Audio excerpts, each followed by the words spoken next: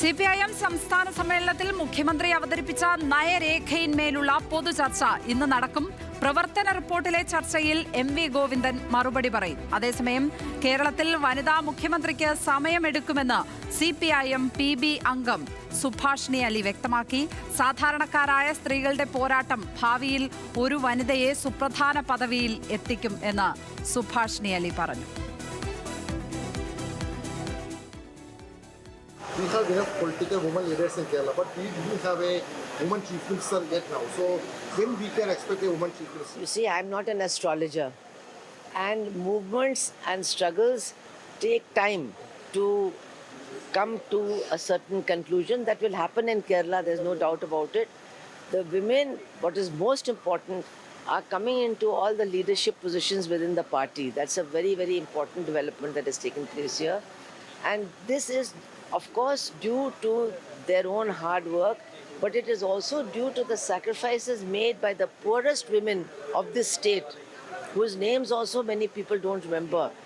All their sacrifices will definitely lead to women becoming important leaders of our party and the state. Pinarayi Vijayan സ്ത്രീപക്ഷ നിലപാടുള്ള മുഖ്യമന്ത്രിയെന്ന് Brinda Karat. You have a chief minister who is very pro-woman. I think he is one of the most pro-women chief ministers in the whole country.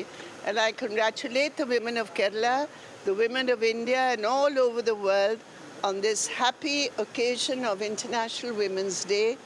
And I am sure with our unity and our determination, we will cross many more barriers towards women's emancipation. സമ്മേളനത്തിൽ സംസ്ഥാന സെക്രട്ടറിക്കെതിരെ വിമർശനം എന്ന വാർത്ത നിഷേധിച്ച് MV Govindan രംഗത്തെത്തി. തനിക്കെതിരെ വ്യക്തിപരമായ ഒരു പരാമർശങ്ങളും ഉണ്ടായിട്ടില്ല എന്ന് ഗോവിന്ദൻ പറഞ്ഞു. എനിക്കെതിരായിട്ട് ഒരു വ്യക്തിപരമായ അറ്റാക്ക് വന്നിട്ടില്ല.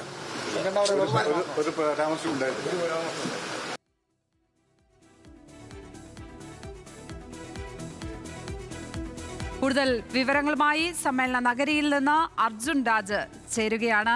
അർജുൻ, ഈ വനിതാ ദിനത്തിൽ നേതാക്കന്മാർ, പ്രത്യേകിച്ചും വനിതാ നേതാക്കന്മാർ വനിതാ മുഖ്യമന്ത്രിയെക്കുറിച്ചുള്ള കാര്യങ്ങൾ പങ്കുവച്ചതാണ് എനിക്ക് വളരെ കൗതുകകരമായി തോന്നിയത്. കാരണം CPM വിചാരിച്ചിരുന്നുവെങ്കിൽ എത്രയോ മുമ്പേ കേരളത്തിൽ ഒരു വനിതാ മുഖ്യമന്ത്രിയാകും എന്നുള്ളത് കേരള രാഷ്ട്രീയ ചരിത്രം നോക്കുന്നവർക്ക് എല്ലാവർക്കും അറിയാം. ഇപ്പോഴും നിലവിലും അതിനുള്ള സാധ്യതകളുണ്ട് എന്നുള്ള കാര്യം എല്ലാവർക്കും അറിയാം.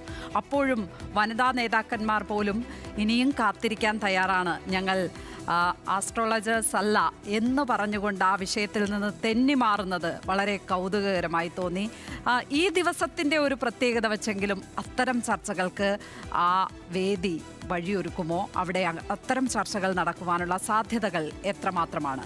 എനിക്കറിയാം ഇന്ന് നയരേഖയിലെ ചർച്ചയാണ് പ്രധാനം, എങ്കിലും ഈ പ്രതികരണങ്ങൾ വളരെ കൗതുകകരമായി തോന്നി. അതുകൊണ്ട് അതിലേക്ക് ആദ്യം പോകാം.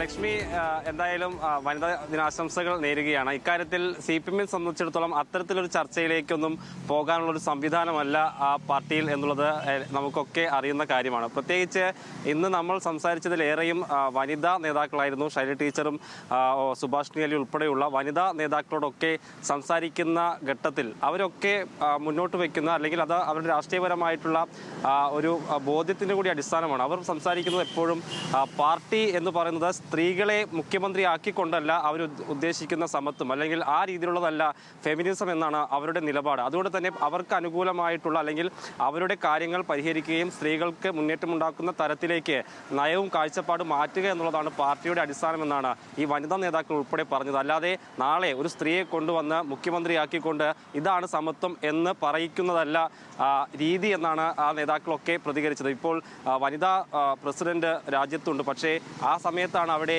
ഈ കായിക താരങ്ങൾക്ക് ഉൾപ്പെടെ സമരം ചെയ്യേണ്ടി വന്നത്. അതുകൊണ്ട് തന്നെ അത്തരത്തിലൊരു വനിതാ പ്രാതിനിധ്യം അവിടെ ഉണ്ടായതുകൊണ്ട് മാത്രമല്ല, ആശയവും അടിസ്ഥാനപരമായി മാറ്റിയാൽ മാത്രമാണ് അക്കാര്യത്തിലൊക്കെ ഒരു മുന്നേറ്റം, സാമൂഹികമായ മുന്നേറ്റം ഉണ്ടാകും എന്നുള്ളതാണ് പാർട്ടി കാഴ്ചപ്പാട്. അതിൽ നിന്ന് കൊണ്ട് തന്നെയാണ് ഇന്ന് നമ്മൾ സംസാരിച്ച വനിതാ നേതാക്കളൊക്കെ പ്രതികരിച്ചത് എന്നുള്ളത് എടുത്തു പറയേണ്ട കാര്യമാണ്. ഇക്കാര്യത്തിൽ എന്തായാലും വനിതാ പ്രാതിനിധ്യം ഉറപ്പുവരുത്താൻ CPM നേരത്തെ തന്നെ തീരുമാനമെടുത്തിരുന്നു. അതിന്റെ അടിസ്ഥാനത്തിൽ കൂടുതൽ നേതാക്കൾ പാർട്ടി ഘടകങ്ങളിലേക്ക് വരുന്ന സാഹചര്യമുണ്ട്. പക്ഷേ അപ്പോൾ പോലും വിമർശനാത്മകമായി പറയാനുള്ളത് ഏരിയ സെക്രട്ടറി ആയിട്ടോ ഒരു ജില്ലാ സെക്രട്ടറി ആയിട്ടോ പോലും ഒരു വനിതാ നേതാവ് ഇല്ല എന്നുള്ളത് ഒരു പരിമിതിയായി തന്നെ ഉണ്ട് എന്നുള്ളത് കൂടി ഇക്കാര്യത്തിൽ എടുത്തു പറയേണ്ടതാണ്. എന്തായാലും ഇത് സംബന്ധിച്ച ഒരു ചർച്ച ഈ പാർട്ടിക്കകത്ത് ഉണ്ടാകാനുള്ള സാധ്യത എന്തായാലും ഇന്നത്തെ അന്തരീക്ഷത്തിൽ പറയാൻ കഴിയില്ല. അങ്ങനെ ഒരു ചർച്ചയിലേക്കുള്ള സാധ്യത ഇല്ലെന്ന് വേണം പറയാൻ. മറ്റൊന്ന് ലക്ഷ്മി പറഞ്ഞതുപോലെ തന്നെ ഈ കഴിഞ്ഞ ദിവസങ്ങളിൽ നടന്ന ചർച്ചകളിൽ മേലുള്ള മറുപടിയായിരിക്കും ഇന്ന് ഏറ്റവും പ്രധാനപ്പെട്ട കാര്യം.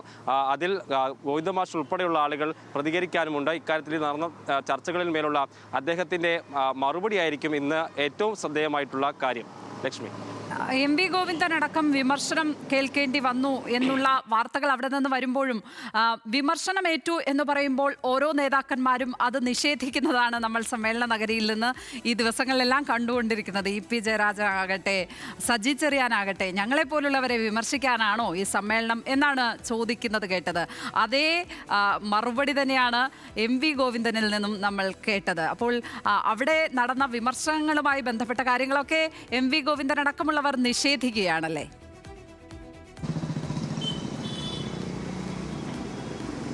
തീർച്ചയായും അത് അവരുടെ രീതി തന്നെയാണ്. പുറത്ത് എന്തായാലും ആ കാര്യങ്ങൾ അംഗീകരിക്കുക അവർ ചെയ്യുന്നതല്ല. MV ഗോവിന്ദനും അക്കാര്യത്തിൽ തനിക്കെതിരെ അത്തരത്തിലൊരു പരാമർശം പോലും ഉണ്ടായിട്ടില്ല എന്ന് തന്നെയാണ് വ്യക്തമാക്കിയത്. എന്തായാലും ലക്ഷ്മി, മറ്റൊരു കാര്യത്തിലേക്ക് കൂടി കടക്കാമെന്ന് തോന്നുന്നു. ഒരു മുതിർന്ന ഒരു സഖാവ് ഇപ്പോൾ ഈ സമ്മേളന നഗരിയിൽ ഉണ്ട്. നമ്മൾ പറയാം, വീഡിയോകളിലൊക്കെ ഇദ്ദേഹത്തെ കണ്ടിട്ടുണ്ടോ എന്നാണ് ഞാൻ മനസ്സിലാക്കുന്നത്. നടന്ന് ദൂരെ നിന്ന് ഈ പാർട്ടി സമ്മേളനത്തിൽ പങ്കെടുക്കാൻ വേണ്ടി വരികയാണ്. എവിടെ നിന്നാണ് വരുന്നത്? പാലയിൽ. എത്ര ദൂരമുണ്ട് അവിടെ നിന്ന് ഇങ്ങോട്ട്? എത്ര ദൂരം നടന്നു? ഇന്നലെ വന്നത് 15ാമത്തെ ദിവസം. 15 ദിവസം അവിടെ നിന്ന് നടന്നിട്ടാണ് ഇങ്ങോട്ട് വന്നത്. ഓരോ ദിവസം ഓരോരുത്തർ താങ്ങും പാർട്ടി ഓഫീസിൽ. പാർട്ടി ഓഫീസിലാണ് കിടന്നതൊക്കെ. ഭക്ഷണമൊക്കെ ആരാ തന്നെ? ഭക്ഷണമൊക്കെ കയ്യിൽ നിന്ന് കാശ് കൊടുത്ത് കഴിക്കുക. എത്ര വയസ്സാ? പ്രായം എത്ര? ഇപ്പം 92ാമത്തെ വയസ്സിലാണ് നടക്കുന്നത്. 91 കഴിഞ്ഞ് 92 തുടങ്ങിയിട്ട് 3 മാസമേ ആയുള്ളൂ. ഈ ഡ്രസ്സൊക്കെ ഇങ്ങനെ തന്നെയാണോ? ചെറുപ്പം മുതൽ 14 വയസ്സുള്ളപ്പം മുതൽ ഈ ഡ്രസ്സ് ചെയ്തിരിക്കുള്ളൂ. അതെല്ലാം മേടിച്ച് വെച്ചിട്ടുണ്ട്. എങ്ങനെയാണ് ഈ പാർട്ടിയിലേക്കൊക്കെ വരുന്നത്? ഏത് സമയത്താണ് അത് വരുന്നത്? എങ്ങനെയാണെന്ന് ചോദിച്ചാൽ എൻ്റെ അച്ഛൻ പട്ടാളക്കാരനാണ്. പട്ടാളത്തിൽ നിന്ന് വന്നതിന് ശേഷം വീട്ടിലിച്ച് സാമ്പത്തികമൊക്കെ ഉണ്ട്. നേരെ എടുത്താൽ ജോലിക്കാർ അടുത്ത് തല്ലാൻ ചെല്ലും. ഞാനങ്ങ് തരികയല്ല, നീ എന്നോട് ചോദിക്കണമെന്ന് ചോദിച്ചു. ഞാൻ പറഞ്ഞു അത് ശരിയല്ല, അവർ അധ്വാനിക്കുന്നതിൻ്റെ വേതനം ചോദിക്കാതെ കൊണ്ട് കൊടുക്കണം. ആ വിധത്തിൽ എന്ത് ശരിയെന്ന്. നീ അവരുടെ സൈഡാണോ എന്ന് ചോദിച്ചാൽ അതേന്ന് പറഞ്ഞു. എന്നാൽ നിനക്ക് എങ്ങോട്ടാന്ന് ചോദിച്ചാൽ പോകാമെന്ന് പറഞ്ഞു. അങ്ങനെ ഇറങ്ങിപ്പിച്ച 14 വീട്ടിൽ നിന്ന് ഇറങ്ങിയതാണ്. അവിടുന്ന് 57 EMSന് ഭരണം കിട്ടിയപ്പോൾ വീണ്ടും വീട്ടിൽ പോയി സത്യാഗ്രഹം. എൻ്റെ അച്ഛൻ്റെ മുമ്പിൽ പറഞ്ഞു നോക്കിയിട്ടൊന്നും അടുക്കുകയില്ല. സത്യാഗ്രഹം കിടന്നു 22 ദിവസം സത്യാഗ്രഹം. സമരം വിജയിക്കാൻ വേണ്ടിയിട്ട് അന്നത്തെ MP PK കുഞ്ഞച്ചൻ മരിച്ചു പോയി കേട്ടോ. PK കുഞ്ഞച്ചൻ അന്ന് മാവേലിക്കര മണ്ഡലത്തിൽ MP. പിന്നെ കുറ്റി കോവുന്നക്കുറുപ്പ് അന്നത്തെ MLA. ഇവരെല്ലാം കൂടെ വന്ന് മധ്യസ്ഥൻ എഗ്രിമെൻ്റ് എല്ലാം എഴുതി കൃത്യമായിട്ട് കൂലി കൊടുക്കാവുന്നും എല്ലാം ചെയ്ത് കഴിഞ്ഞപ്പോൾ എന്നോട് പറഞ്ഞു, നിനക്കൊരു സെൻറ്റ് ഭൂമി ഒന്നും കണ്ടുകൊണ്ട് ഇവിടെ നിൽക്കണ്ട, പണിയെടുക്കണ്ടെന്ന് പറയാനുള്ള അവകാശം എനിക്കില്ല. എന്താണെന്ന് വെച്ചാൽ നീ എടുക്കുന്നവൻ ചോദിച്ച് മേടിക്കുന്നവനാണ്. അതുകൊണ്ട് പണിയെടുത്തോ കൂലി മേടിച്ചോ എവിടെയെങ്കിലും പോയി കണ്ടു. ഞാൻ പറഞ്ഞു തൻ്റെ പണിയും വേണ്ട കൂലിയും വേണ്ടെന്ന് പിന്നെ ഇന്ന് വരെ പോയിട്ടില്ല. താമസമൊക്കെ ചെല്ലുന്നത് തന്നെ ഇവിടെ പാർട്ടിയുടെ ഓഫീസുള്ള പൂഞ്ഞാറ്റിലായിരുന്നു കുറേ കാലം. പിന്നെ പാലായി കിടന്നിട്ടുണ്ട്. അങ്ങനെ ഓരോ പാർട്ടി ഓഫീസിലൊക്കെ ആയിട്ട് എൻ്റെ കിടപ്പ്. ഇപ്പം പാലായിലെ ഒരു കടയിലാണ് കിടക്കുന്നത്. പാർട്ടിയുടെ ഭാഗത്തുനിന്ന് സഹായങ്ങളൊക്കെ കിട്ടുന്നത്? എനിക്ക് പാർട്ടിയുടെ ഒരു സഹായം വേണ്ട, ഞാൻ അങ്ങോട്ട് കൊടുക്കുക പാർട്ടിക്ക്. ഫണ്ട് എവിടെ ഒരു ഫണ്ട് വരുന്നോ അന്നേരെ കൊടുക്കുക. അതെല്ലാം മിക്ക സ്ഥാനത്തും കൊടുത്തിരിക്കും. ജയിലിലൊക്കെ കിടന്നിട്ടുണ്ടോ? ഒരുപാട് ജയിലിൽ കിടന്നു. മിച്ചമൂന്ന് സമരകാലത്ത് അന്ന് നമ്മുടെ VS അച്യുതാനന്ദൻ്റെ നേതൃത്വത്തിൽ. അത് കഴിഞ്ഞിട്ട് പിന്നെ ഈ പെൻഷൻ കൊടുക്കുന്നതിന് വേണ്ടിയിട്ടൊക്കെ ഒരുപാട് ജയിലിൽ കിടന്നു. ഇഷ്ടപ്പെട്ട നേതാവാരാ? രാഷ്ട്രീയ നേതാവാരാണ്? അതിപ്പോൾ ഇത് പറയുന്നത് ശരിയല്ല. എന്നാലും എനിക്ക് ഇത്തിരി പ്രിയം കൂടിയത് VS അച്യുതാനന്ദനാണ്. ഇപ്പൊ നടക്കുന്ന ചർച്ചകളൊക്കെ കേട്ടിട്ടുണ്ടോ? ഇനിയും പിണറായി വീണ്ടും ഭരണത്തിൽ വരുമെന്നുള്ള ചർച്ചകളൊക്കെ വരും പാർട്ടിയെ വരുള്ളൂ, അതിന് യാതൊരു സംശയമില്ല. 100 സീറ്റോട് കൂടിയ കഴിഞ്ഞ പ്രാവശ്യം ഞാൻ 100 സീറ്റ് പറഞ്ഞതാ. അത് BS മുതൽ തുടർഭരണം പോരണ്ട, അത് പിണറായിയൊക്കെ കൂടി ഇച്ചിരി കളിച്ചതിൻ്റെ പേരിലാ ആ ഭരണം പോയത്. എന്തോ ഞാൻ ഉള്ളത് തുറന്ന് പറയും. എന്നെ ഇഷ്ടപ്പെട്ടില്ലെങ്കിൽ എല്ലാ സമ്മേളനത്തിലും ഇതുപോലെ വരാറുണ്ട്. എല്ലാ സമ്മേളനത്തിനും പോകും. അപ്പം അങ്ങനെ പിണറായി വീണ്ടും ഈ 99 സീറ്റ് കഴിഞ്ഞ പ്രാവശ്യം ഇപ്പോൾ ഒരു സീറ്റും കൂടെ കിട്ടും നിലമ്പൂർ. ഈ സമ്മേളനം കഴിഞ്ഞാൽ തെരഞ്ഞെടുപ്പ് വരാണ്ട് അബ്ബർ രാജിവെച്ചിട്ടുണ്ട്. അപ്പം 100 സീറ്റുണ്ട്. ഇനി അതുപോലെ തന്നെ 100 സീറ്റ് കൂടുകയുള്ളൂ, കുറയുകയല്ല. അതിന് വേണ്ടിയിട്ടാണ് പാർട്ടിക്ക് പണിയെടുക്കുന്നത് ഞങ്ങൾ. ഇനി വരുവാണെങ്കിൽ പിണറായി വിജയൻ തന്നെ മുഖ്യമന്ത്രി ആകേണ്ട. മിക്കവാറും എൻ്റെ അഭിപ്രായത്തിൽ ഒന്നില്ല സ്വരാജ് അല്ലെ സൈലജ ചേച്ചർ മട്ടന്നൂരിൽ നിന്ന് 65,000 വോട്ടിന് ജയിച്ചവർ, അല്ലെങ്കിൽ സ്റ്റാലിൻ. ഇങ്ങനെ 3 പേരെ എൻ്റെ മനസ്സിൽ കണ്ടു. പിന്നെ പാർട്ടി വലിച്ചു പൂർവ്വമാക്കുന്ന പോലെ ഇരിക്കും. എൻ്റെ അഭിപ്രായം പറയുന്നത്. ലക്ഷ്മി, അതാണ് വളരെ കൗതുകരമായിട്ടുള്ള കാര്യങ്ങൾ കൂടി ഈ സമ്മേളന നഗരിയിൽ ഉണ്ടെന്നുള്ളതാണ്. എന്തായാലും നമുക്കൊപ്പം മഹേഷ് ചന്ദ്രൻ കൂടി ചേരുന്നുണ്ട്. ഈ പാർട്ടിയുമായി ബന്ധപ്പെട്ട് ഇന്ന് നടക്കുന്ന പ്രധാനപ്പെട്ട കാര്യങ്ങളൊക്കെ മഹേഷ് പറയും. ഈ ചർച്ചകളിലും അതിനെ തുടർന്നുള്ള വിമർശനങ്ങളും ഒക്കെയുണ്ട്. അതിന് ഇന്ന് പാർട്ടി സെക്രട്ടറി തന്നെ മറുപടി പറയുന്നതായിരിക്കും ഇന്നത്തെ ഏറ്റവും പ്രധാനപ്പെട്ട. ഇപ്പോൾ രാവിലെ നയരേഖയിലെ ചർച്ചയാണ് ആരംഭിച്ചിരിക്കുന്നത്. ആ നയരേഖയിലെ ചർച്ച വൈകുന്നേരത്തോടു കൂടിയായിരിക്കും പൂർത്തിയാക്കുക.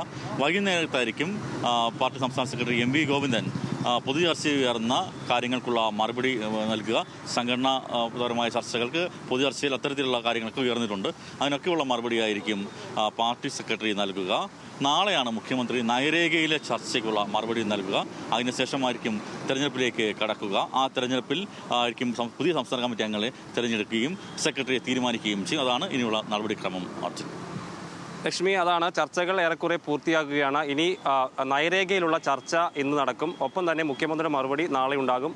പാർട്ടി സെക്രട്ടറി ഇന്ന് മറുപടി പറയും. ലക്ഷ്മി, നയരേഖയെക്കുറിച്ചൊക്കെ മഹേഷ് ചന്ദ്രൻ പറയുമ്പോഴും അർജുൻ, എനിക്ക് നേരത്തെ പറഞ്ഞ ആ സഖാവ് പറഞ്ഞ വാക്കുകളിൽ നിന്ന് മാറാൻ പറ്റുന്നില്ല. അത് ഓർത്ത് ചിരിച്ചുകൊണ്ടിരിക്കുകയായിരുന്നു. അദ്ദേഹം എത്ര കൂളായിട്ടാണ് അവിടെ നിന്ന് കാര്യങ്ങൾ പറയുന്നത്. ആരെയും പേടിയില്ലാത്ത ഒരു സഖാവ് എന്ന് തന്നെ പറയാം. അദ്ദേഹത്തിനോട് എൻ്റെ സ്നേഹം കൂടി അറിയിച്ചേക്കൂ. ഏതായാലും ഇങ്ങനെ വല്ലാത്ത ചോദ്യങ്ങൾ നിങ്ങളെപ്പോലുള്ള മാധ്യമപ്രവർത്തകർ അദ്ദേഹത്തോട് ഇടയ്ക്കിടയ്ക്ക് ചോദിക്കാതിരിക്കുന്നത് നന്നായിരിക്കും എന്നേ പറയാനുള്ളൂ. അർജുൻ, ഏതായാലും വളരെ സ്നേഹവും സന്തോഷവും തോന്നി. 92 വയസ്സുള്ള ഒരു മനുഷ്യൻ പാലായിൽ നിന്ന് നടന്ന് സംസ്ഥാന സമ്മേളനത്തിനായി വന്നത് കണ്ടപ്പോൾ. അർജുൻ രാജാണ് അവിടെ നിന്നും വിശദാംശങ്ങൾ പങ്കുവച്ചത്.